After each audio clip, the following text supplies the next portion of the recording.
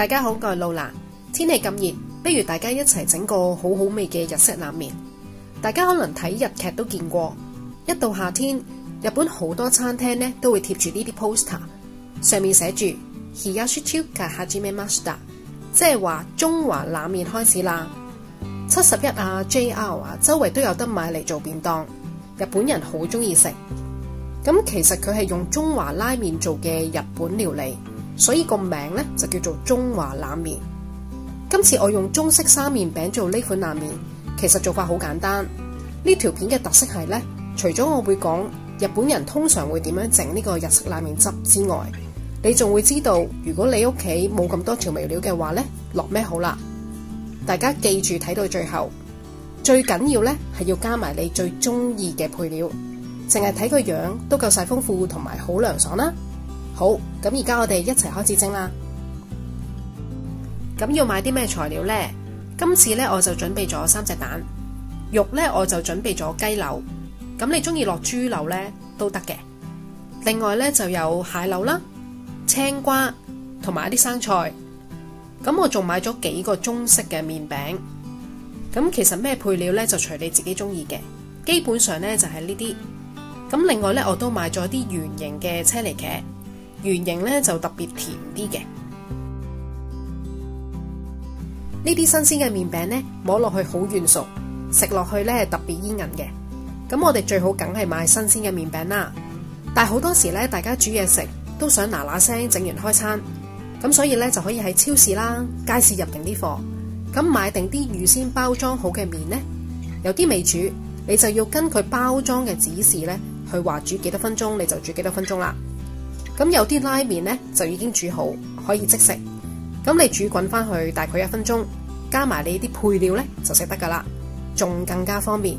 咁壽桃牌都有嘅，但係今日呢，佢就冇貨。咁我哋整日式嘅冷麵汁呢，就要買返日本豉油。咁你見到有昆布味啦，同埋原味。咁呢兩款呢，都係濃縮版。咁我哋煮嘅時候呢，就要加返啲水呢，就開稀佢。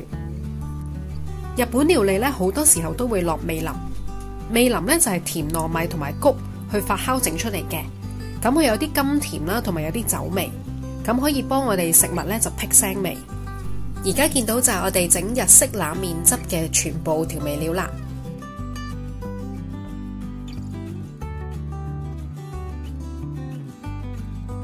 想啲白芝麻香啲呢，我哋就用白鑊，即係冇水冇油嘅鑊啦，就將佢烘，由白色烘到佢金黃色。咁記住唔好煮咁耐喎，如果唔係呢，燶咗就會有苦味噶啦。咁而家我哋將調味料啦，逐樣呢就加落個碗入面，咁先後次序呢都冇乜所謂。咁最緊要你加晒落去之後呢，撈勻佢呢，咁就 OK 啦。大家見到呢，我哋調味料入面呢都有味噌，咁味噌呢，今次我哋就用少少整個冷麵汁啦，但係剩翻嗰啲呢，你可以加啲豆腐啊、昆布啊去整個 miso soup。咁其實味噌呢係好有營養，咁可以幫我哋預防心血管疾病。咁喺日本呢，佢就叫做醫生殺手。咁如果用顏色嚟分嘅話呢，我哋可以分為3款嘅味噌，有白色味噌啦、淡色味噌啦，同埋赤色味噌，即係紅色嘅味噌。咁今次呢，我就用米黃色，咁即係日本最普遍用嘅淡色味噌。咁大家都試下。咁撈完之後呢，大家就自己試下味啦。因為個個買嘅日式豉油呢個濃度都唔同啊，咁變咗一定要自己試啦。咁如果你覺得太鹹嘅話呢，就要加翻啲水呢，就去溝稀啲、溝淡啲。最後呢，我哋就將烘好嘅白芝麻呢，就撈埋落去。我哋醃下啲雞柳先，咁我就攞咗蠔油同埋鮑魚瑤柱汁出嚟。咁但係如果你話用翻豉油啊、糖生粉去醃呢，完全 OK 嘅。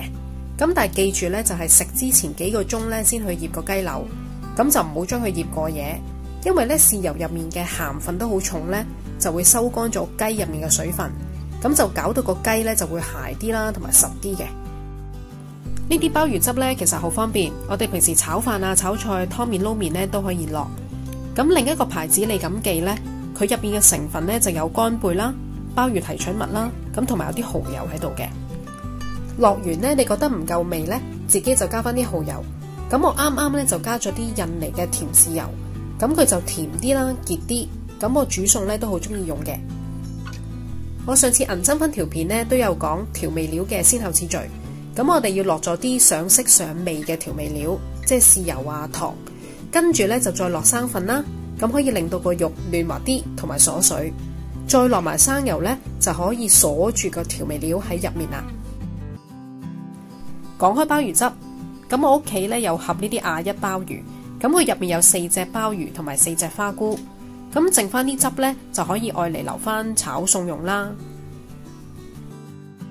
正宗嘅鮑魚汁咧，除咗鮑魚，仲有上湯啊、雞汁、花菇、豬皮、雞腳啊、鵝掌、金華火腿咧去熬出嚟嘅。大家食過日式蛋絲咧，都知道有啲甜甜地嘅感覺嘅。咁我哋用1隻蛋做單位嘅話咧，就要落翻半茶匙嘅糖，咁同埋1汁，即係1/4嘅鹽啦，就落去調味。咁一次過整3隻蛋嘅話咧，你就將個份量乘大翻3倍。落完之後咧，就要將個蛋咧打勻佢，咁令到個蛋清，即係蛋白咧都要唔見晒。如果你想個蛋皮靚仔啲咧，就用個篩去隔一隔，咁就將啲打唔勻嘅嘢咧，就將佢隔走。而家可以開始整個蛋皮啦。咁首先你開咗中細火，落啲油，咁攞個掃咧就將啲油咧去掃平均。點知個火夠唔夠熱啊？你就飲啲蛋漿喺上面滑，如果佢變白色線呢，即係話咧可以落埋個蛋漿啦。落完個蛋漿之後呢，轉下個鑊，等佢散開。咁記住咧，唔想個蛋咁老嘅話呢，就唔可以全程用大火。見到個蛋皮轉咗顏色之後呢，將佢轉大火，就維持6秒，跟住閂蓋，熄火，就焗佢2分鐘。咁樣焗法呢，就唔使反個蛋皮呢，兩邊都會熟晒啦。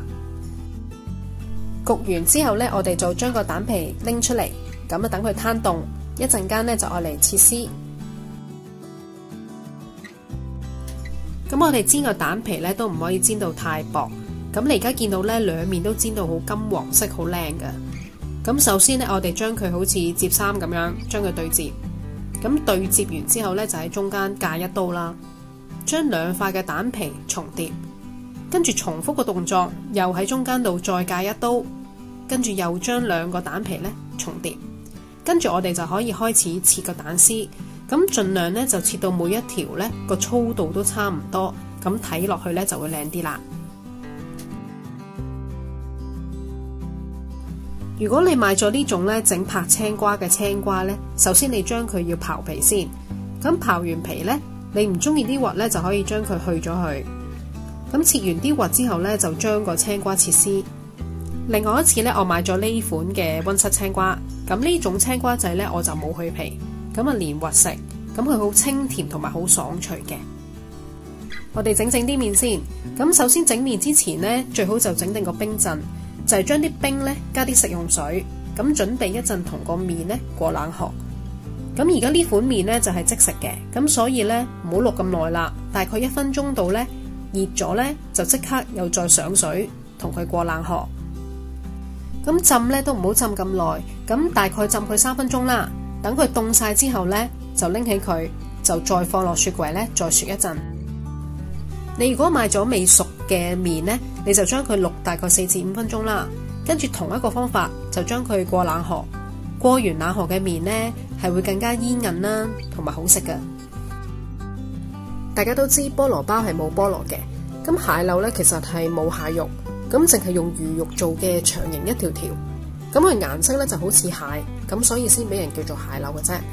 咁打邊爐啊、壽司整麵呢都有用，咁不過呢，唔同牌子嘅蟹柳呢，價錢都相差好遠，咁有啲呢平到10幾蚊一包，咁有啲貴到呢40幾蚊一包。咁其實因為呢個價錢係根據個魚肉嘅品質啦、澱粉質有幾多啦，咁同埋呢蟹嘅提取物嘅品質去定嘅。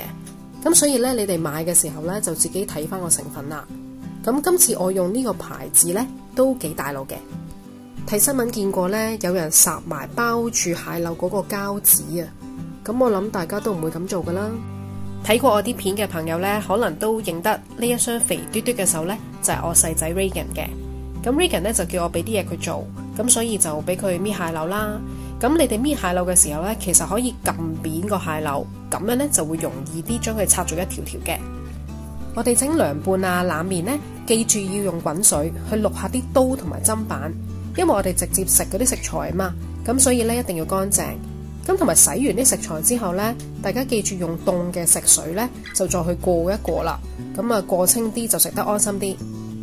我哋啲生菜都係啦，你過完凍滾水之後咧，就將佢切做絲啦，又或者係一塊塊咁，隨你自己中意啦。我哋買咗啲生果啊、車厘茄翻嚟咧，可能佢表面都有啲農藥啊、防腐劑喺度。咁我哋點洗好呢？咁我咧就會加啲生粉，咁啊做食用水啦，就將佢浸3分鐘，跟住再過水。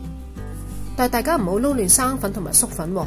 生粉呢就係用薯仔或者木薯粉整嘅，咁粟粉呢就係用粟米整。咁所以你買之前呢，就分清楚生粉定係粟粉啦。咁我哋浸完呢，就再攞啲凍開水呢，再過一過水啦。車厘茄大家可以食多啲啊，因為車厘茄呢比起大嘅番茄呢仲多茄紅素，咁可以幫我哋美白啦、防黑色素沉澱、抗氧化啦、防癌同埋防止心血管疾病添。洗乾淨晒個車厘茄呢，我哋就攞廚紙抹乾佢。咁我呢隻圓形嘅車厘茄呢，超級 juicy， 咁我攞鉸剪一剪開佢呢，入面啲汁呢就會爆出嚟。咁有啲人呢，就唔愛嗰啲車厘茄入面啲籽，咁但係呢，我就想要嗰啲營養啦，咁所以呢，我就成個就 keep 住佢嘅。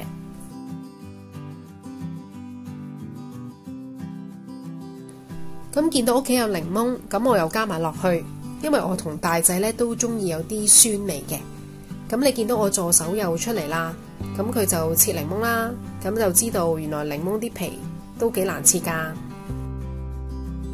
咁我哋又加餸啦，屋企有啲蝦餅呢，我又滾一滾佢，將佢切細佢啦。咁你哋都係啦，自己中意落啲咩料呢，就自己加翻啦。咁我哋頭先醃咗嗰啲雞柳呢，就可以煎一煎佢啦。咁肉方面呢，其實就睇翻你個人嘅口味啦。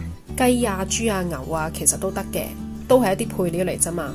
咁日本人呢，就都好中意落啲叉燒呢去做呢個中華冷麵嘅。煎好之後呢，咁你就自己睇下個雞柳嘅大細啦。你覺得佢太大嚿呢，咪自己再剪開佢咯。因為我哋其他配料呢，都基本上係絲狀啊嘛，咁所以你剪佢呢就好睇啲啦。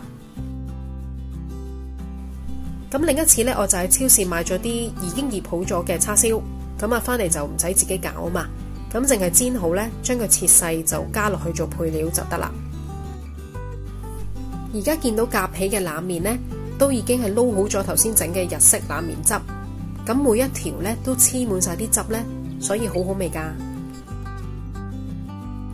整呢個中華冷麵呢，其實個時間最多係用咗將啲材料將佢切做絲。記唔記得我開頭話呢？如果你屋企冇咁多日式醬油啊、調味料，譬如好似味淋啊、日本豉油啊、醋呢啲呢，咁其實我哋都可以好簡單整到另一個醬嘅。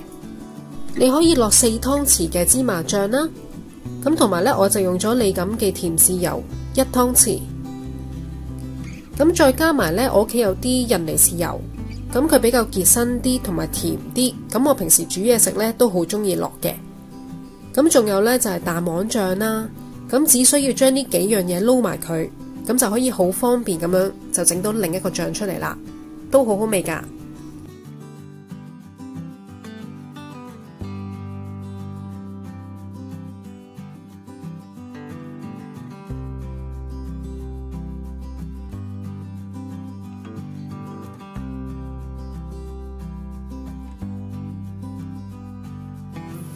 撈完之後呢，我哋可以上碟啦。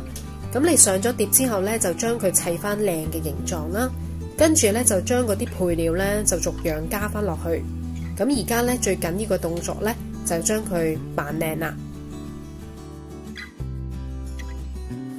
可能大家已經好精明眼咁樣發現咗呢，而家啲蛋絲呢，就唔係頭先我整嗰隻日式蛋絲喎。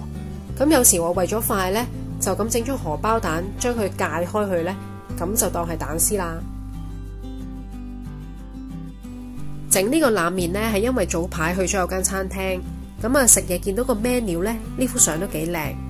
咁因為疫情期間咁同唔到啲細路出去食啊嘛，咁所以呢咪諗住返屋企整俾佢哋食咯。